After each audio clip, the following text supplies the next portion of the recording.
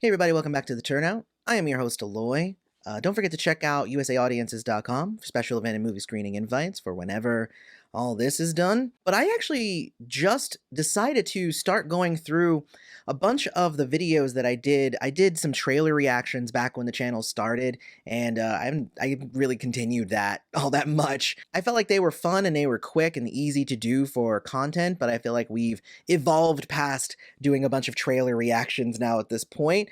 But I decided, I was like, hey, probably those movies that I did trailer reactions to, I should probably go ahead and do reviews of those. And so here is the first of those, I guess. This was for Jay and Silent Bob Reboot.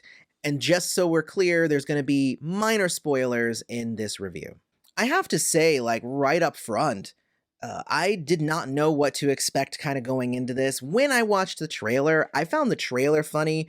I was excited for some of the cameos and whatnot that were going to be in the movie, but you know how reboots are. You know how remakes are. And there's actually a fun conversation throughout the movie that about like what's a remake versus what's a reboot.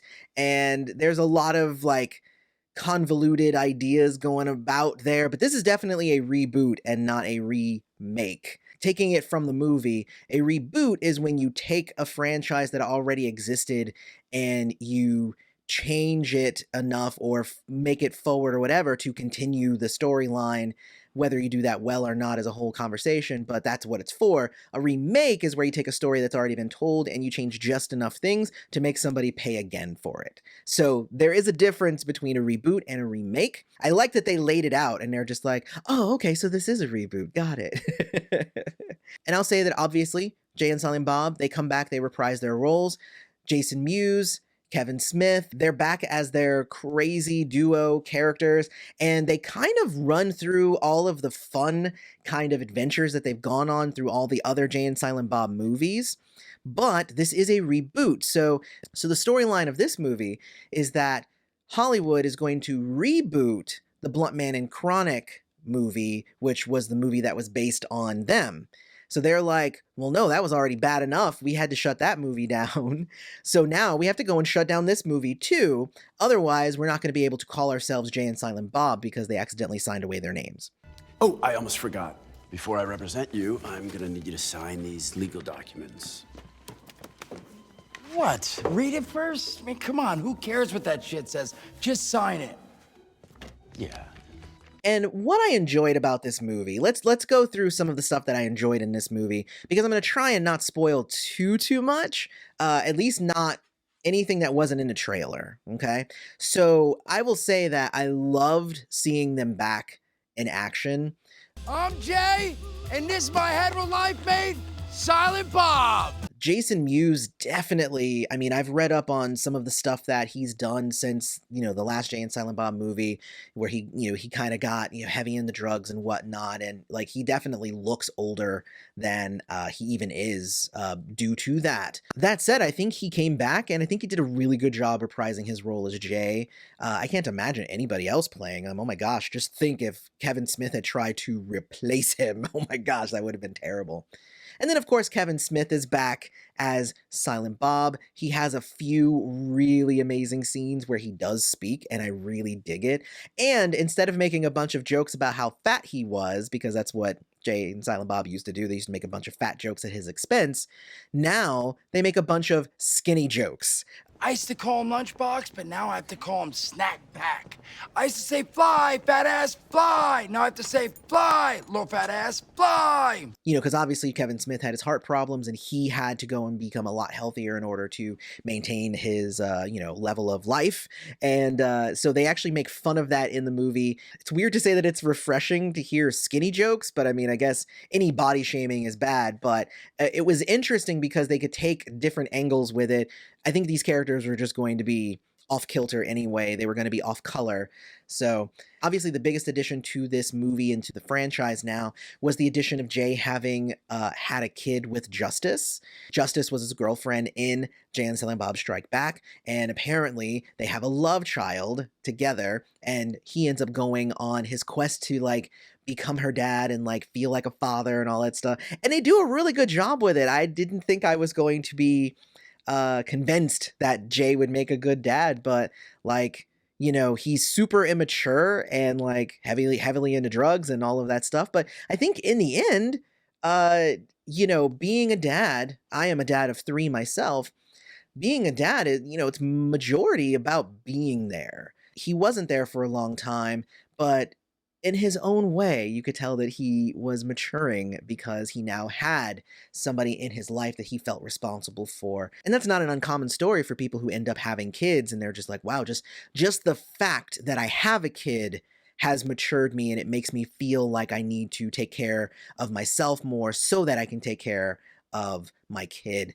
And you know what? I thought it was pretty cool too that his daughter had her own silent friend, but for a different reason. We have no clue why. Bob doesn't talk, but her friend actually is deaf, so doesn't talk. They do sign language. So it's also Millie, who her name is Millennium Falcon, but she goes by Millie. But it's also Millie and her silent friend as well, which I thought was pretty cool. But what this movie does is it retreads a whole lot of ground, but tries to add something new and fun to it. So they get their exposition about the movie Reboot from Brody in the comic shop the same way that they did in Jay and Silent Bob Strikes Back. Look, all I'm saying is, if Hollywood doesn't start making some original flicks now, there's not going to be anything to reboot in 10 years.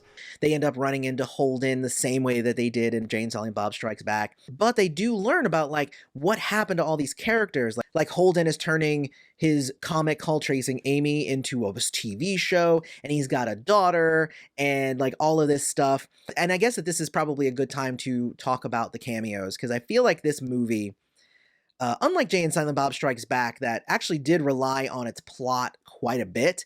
This movie was literally, it was all built on the cameos. This almost entire movie I was like, who are they going to put in this movie next? There were a lot of really, really good ones. I will say that the most surprising one was Chris Hemsworth, and I'm not going to spoil where he comes in, but I thought his was one of the funniest of the cameos. Method Man and Redman coming and giving fatherly advice as well to Jay, I thought was amazing. Me and Red, we got life experience.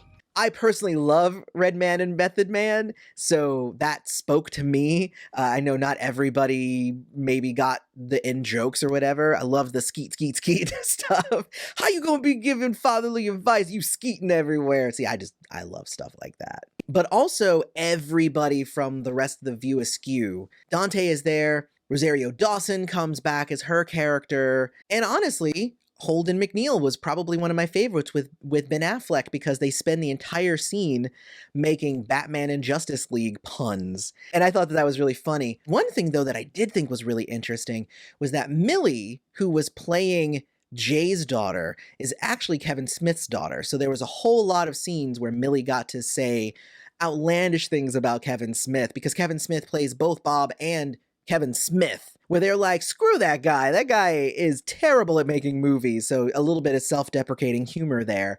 But he basically gave his daughter so many lines on where she got to kind of bash him. One of my favorites was, I hate Kevin Smith. He just puts his kids in everything.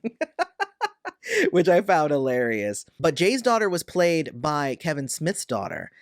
But Jason Mewes' daughter played Holden McNeil's daughter. So I thought that was like some interesting, like Inception level daughterhood in this movie that I thought was like, whoa, Matrix. We're caught in the Matrix. But what I'll say is, honestly, I went into this movie thinking it was going to be really stupid, and it might be funny on a superficial level. I might get some poop jokes and some sex jokes, and I'll pat myself on the back for laughing at it and being a kid. But honestly, the movie was way better than I think it had any right to be. And I think I enjoyed it more than Jay and Silent Bob Strikes Back. However, I don't think that I would have enjoyed it more if Jay and Silent Bob Strikes Back did not exist. But he made references to Clerks, to Mallrats, to Chasing Amy, to Dogma. There's like one whole scene where you just check in with Loki from Dogma, and he just tells you, hey, this is what happened after the movie, just for all those people who were wondering. It's like, I don't know if anybody was wondering, but thank you for the update. This was nice. But the Jay and Silent Bob reboot, honestly, if you like anything that Kevin Smith has done, and you like any of the Jay and Silent Bob stuff, I think you're going to like this movie.